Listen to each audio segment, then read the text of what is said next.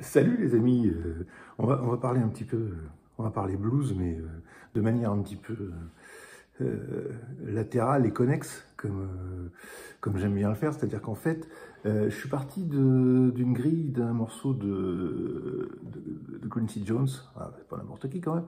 Quand on parle de blues, il sait de quoi il parle. Voilà, Quincy Jones, qui s'appelle Sister ou Miss Sally's Blues, ça dépend comment on veut l'intituler. Ce qui m'intéresse là-dedans, c'est de vous montrer comment une grille, qui a priori est faite, c'est une espèce d'anatole en fait, hein, comme on l'a, c'est en si bémol. Hein.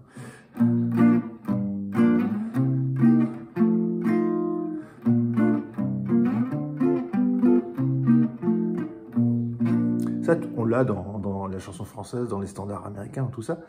Quand elle passe au travers du filtre du gospel et du blues, bah, elle devient cette grille-là. C'est-à-dire qu'en fait, les accords majeurs et les accords mineurs deviennent tous des accords septièmes.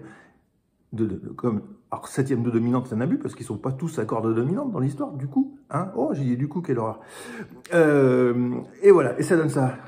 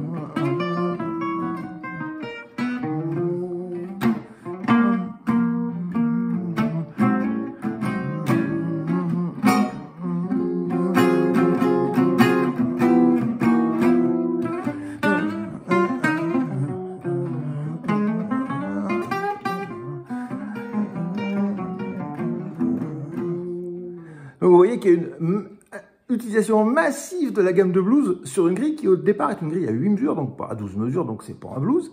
Et parce que c'est tous les accords septièmes.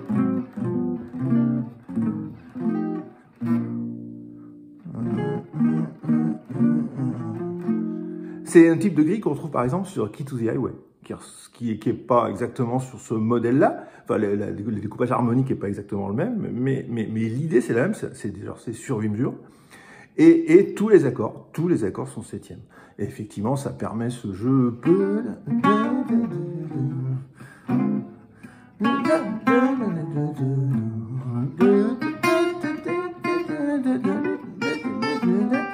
Do septième.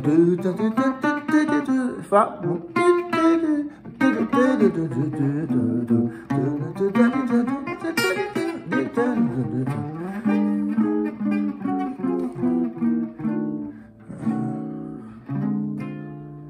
Voilà, c'était la toute petite leçon de gospel du jour. On y reviendra. Je vous envoie la grille.